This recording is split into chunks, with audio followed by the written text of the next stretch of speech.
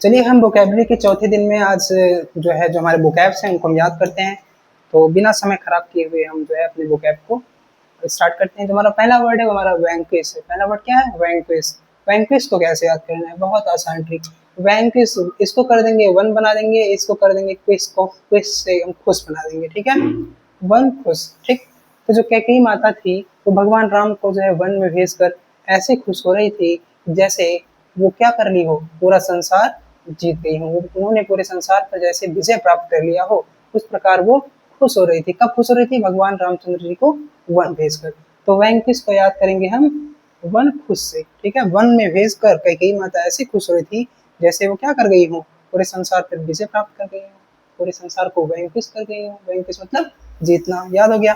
Second word हमारा है स्मदर। Second word क्या है? स्मदर। स्मदर मतलब होता है स्टिफल, मतलब गला घोंट देना। ठीक है, इसको हम कैसे याद करेंगे? ठीक है, तो इसको हम ऐसे याद करेंगे, ये हो गया हमारा समेट। ठीक है, इसको हम समेट बना लेंगे इतना। और ये हर मतलब कि कोई लड़की है। ठीक है, तो वह एक कोई लड़का है, वो लड़की से कहता है तो लड़की उसकी बात नहीं मानती, तो तकिए से उसका मुंह दबा देता है वो, और मुंह दबा के उसे क्या कर देता है? समेट देता है, यानी कि उसका गला दबाकर उसका गला घोंट देता है वो। ठीक है, यानी एक लड़की जब किसी लड़के की बात नहीं मानती, याद करने के लिए ट्रिक है। ठीक है, मतलब कोई मजाक नहीं है इसे, बस इसको समझना है, हमें याद करना है, इसलिए ये ट्रिक बनाई जा रही है। स्मॉलर, तो इसको समेट कर लेंगे, इसको हर। तो लड़की को समेट दिया, कब समेटा? जब वो कहना नहीं मान रही थी, यानी कि जब कहना नहीं मान रही थी लड़की तो उसे स्मॉलर कर दिया, यानी उसका गला घोंट दिया। आई बात समझ में? स्टफल कर दिया। ठीक है, अगला जो वर्ड है हमारा वो है पॉलिटिक। अगला वर्ड क्या है? पॉलिटिक। पॉलिटिक को कैसे याद करेंगे हम? ठीक है, पॉलिटिक मतलब होता है हमारा वाइज, चालाक या बुद्धिमान। ठीक है, तो अच्छा ये सोचो कि जो लोग पॉलिटिक्स में आते हैं, जो पॉलिटिक्स में आते हैं वो बुद्धिमान ही तो होते हैं। यानी पॉलिटिक्स में अगर आपको आना है तो आपका बुद्धिमान या चालाक होना बहुत ही जरूरी है। तो पॉलिटिक मतलब हो जाएगा वाइज, चालाक या बुद्धिमान। इसके बाद जो अगला वर्ड क्रोनी। क्रोनी मतलब होता है हमारा फ्रेंड। क्रोनी मतलब होता है फ्रेंड। क्रोनी मतलब हमारा होता है फ्रेंड, मतलब कि दोस्त। ठीक है, अब क्रोनी को कैसे याद करेंगे? क्रो को कर देंगे करो, क्या बना देंगे इसको? करो। और एन वाई को कर देंगे नहीं। ठीक है, ठीक। अच्छा, जब हमारा जो दोस्त होता है, जब हम कोई गलत काम करते हैं तो हमारा दोस्त क्या कहता है? कहता है ना करो भाई, मतलब करो नहीं भाई, ये काम मत करो, ये काम गलत है। ये कौन समझाएगा? दोस्त ही तो समझाएगा, दुश्मन तो समझाएगा नहीं। दुश्मन तो कहेगा भाई करो, कोई दिक्कत है उसे, उसका तो उससे क्या जा रहा है। लेकिन जो दोस्त रहेगा वो समझाएगा कि भाई ये काम मत करो, करो नहीं, ये काम ना करो, क्योंकि ये तुम्हारे लिए क्या, ये दोस्त समझाएगा कि ये काम मत करो, ये काम तुम्हारे लिए हानिकारक है। तो क्रोनी मतलब फ्रेंड, करो नहीं, दोस्त समझा रहा है करो नहीं, ये काम खराब है। तो क्रोनी मतलब हो जाएगा फ्रेंड। ठीक है, इसके बाद क्या है? फिल्दी। इसके बाद क्या है? फिल्दी। फिल्दी मतलब डर्टी। ठीक है, फिल्दी मतलब होता है डर्टी। तो फिल्दी को कैसे याद करेंगे? इसको कर लेंगे फिल्म बना लेंगे, इसको बना लेंगे हम फिल्म, और ये इसको कर देंगे थी। फिल्म थी, तो वो फिल्म जो थी, कोई भी फिल्म ले लो, वो फिल्म जो थी बहुत गंदी थी। तो फिल्दी मतलब गंदी। या ऐसे याद कर लो, बीए पास जो फिल्म थी वो बहुत गंदी थी। ठीक, तो फिल्दी मतलब हो जाएगा डर्टी, गंदा। आई बात समझ में? उसके बाद अगला जो हमारा वर्ड है वो हमारा वाइंडिंग है। ठीक है, वाइंडिंग। वाइंडिंग मतलब होता है घुमावदार। क्या होता है? घुमावदार। वाइंडिंग को हम याद कैसे करेंगे ये हमें समझना है। ठीक है, तो इसको हम कैसे याद करेंगे? बहुत आसान है। जो हमारी जो बुक होती है, अगर हम उसकी जो वाइंडिंग कराते हैं, जैसे बुक है ना, बुक की वाइंडिंग कराते हैं तो ऐसे ऐसे ऐसे घुमावदार ही तो होती है ना। तो वाइंडिंग मतलब क्या हो जाएगा? घुमावदार हो जाएगा। वाइंडिंग मतलब हो जाएगा सरपेंटाइन, सिनुअस, घुमावदार।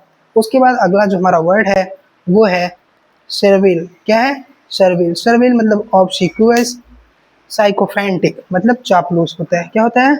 चापलूस होता है। ठीक है, ठीक। तो इसको हम कैसे याद करेंगे? ठीक है, इसको समझते हैं हम। तो इसको हम ऐसे याद करेंगे, इसको हम सर्वी को कर देंगे सर्विस। ठीक है, और इसका मतलब ले कर देंगे, इसको ले। तो वो इतना ज़्यादा सर्विल है, वो इतना ज़्यादा सर्विल है, वो कोई भी हो सकता है, लड़का हो ठीक है, लड़की, वो इतना ज़्यादा सर्विल है कि किसी से सर्विस ले लेता है या ले लेती है। यानी वो इतना ज़्यादा चापलूस है कि किसी से भी क्या कर लेता है, सर्विस ले लेता है, यानी वो सर्विल है, चापलूस है, किसी से भी क्या ले लेता है, सर्विस ले लेता है। तो सर्विल को याद करेंगे हम सर्विस से, ठीक है, यानी कि वो सर्विस लेता है, चाहे जो हो सर्विस ले लेगा, क्योंकि वो क्या है, चापलूस है, सर्विल है, ठीक।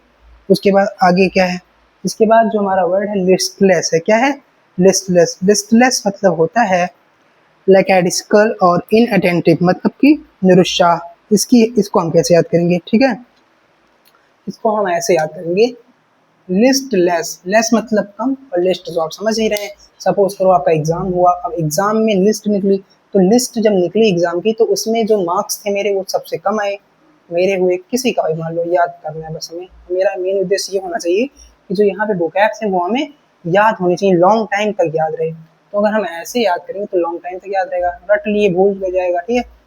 तो लिस्ट लेस, एक लिस्ट है, लिस्ट में क्या है, लोगों के नाम है, और उस नाम में मेरा नाम सबसे नीचे है, यानी कि मैं क्या हो गया, सबसे कम नंबर पे मेरा नाम नीचे है।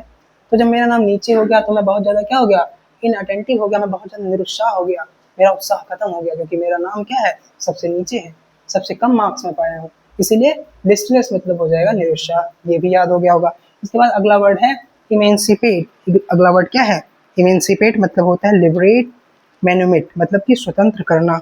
अब इसको कैसे याद करेंगे, ठीक है, तो इसको हम कैसे याद करेंगे, इसको हम ऐसे याद करेंगे, तो इसको ईमान कर देंगे, क्या कर देंगे, ईमानदार, ठीक, और इसको से कर देंगे, इसको कर देंगे पेट, ठीक है, आइएगा समझे।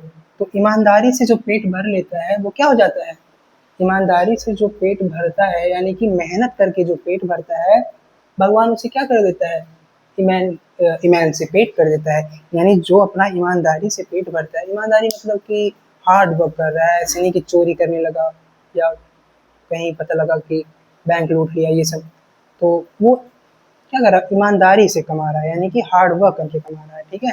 तो भगवान क्या कर देता है, उसे क्या कर देता है, जो ईमानदारी से अपना पेट भरता है, भगवान उसे इमेंसिपेट कर देता है, भगवान उसे स्वतंत्र कर देता है, ठीक है। इसके बाद अगला क्या है, अगला है परट्रब्ड। अगला क्या है, परट्रब्ड। परट्रब्ड मतलब होता है हमारा, परट्रब्ड मतलब होता है हमारा डिस्टर्ब। परट्रब्ड मतलब क्या होता है, डिस्टर्ब होता है, ठीक है। इसको हम कैसे याद करेंगे, परट्रब्ड को हम डिस्टर्ब से याद करेंगे, बहुत ईजी है। परट्रब्ड को हम साउंड, परट्रब्ड साउंड को हम याद करेंगे डिस्टर्ब साउंड से, ठीक है। तो जब मैं पढ़ रहा था तो वो क्या कर रहा था, तो मेरे टर टर कर रहे थे, या फिर किसी की आवाज़ आ रही थी, जिससे मैं क्या हो गया, डिस्टर्ब हो गया, जिससे मैं क्या हो गया, डिस्टर्ब हो गया। परटर्ब्ड मतलब डिस्टर्ब, ठीक है। उसके बाद अगला है जेनेसिस। क्या है, जेनेसिस मतलब होता है ऑरिजिन, शुरुआत, ठीक है। तो अब इसको कैसे याद करेंगे हमें समझना है, ठीक है। तो जेनेसिस को हम याद करेंगे गणेश जी से। कैसे याद करेंगे, इसको हम याद करेंगे, कैसे याद करेंगे, इसको हम याद करेंगे गणेश जी से। तो कोई भी घर की, कोई भी किसी भी काम की शुरुआत हो, तो उस काम की शुरुआत हम कैसे करेंगे, गणेश जी से करेंगे ना, गणेश जी की पूजा करके करेंगे। तो जेनेसिस मतलब कि गणेश जी की पूजा के साथ हम करते हैं काम को जेनेसिस, यानी गणेश जी की पूजा के साथ हम किसी काम की शुरुआत करते हैं। तो जेनेसिस मतलब ऑरिजिन, शुरुआत हो जाएगा। उसके बाद है इंडेलिबल। इंडेलिबल मतलब होता है इनइरेजिबल। इन मतलब होता है नॉट, इन मतलब क्या होता है, नॉट होता है। और डेलिबल मतलब कि जो डिलीट ना हो, डेलिबल को डिलीट से याद कर लो। तो जो डिलीट ना हो, जो डिलीट ना हो यानी कि जो डिलीट ही नहीं होगा वो क्या है, अमिट है वो, यानी उसे हम मिटा नहीं सकते, इनइरेजिबल। तो इसको ऐसे याद करेंगे, इंडेलिबल मतलब हो जाएगा इनइरेजिबल, जो मिटे ना, अमिट, ठीक है।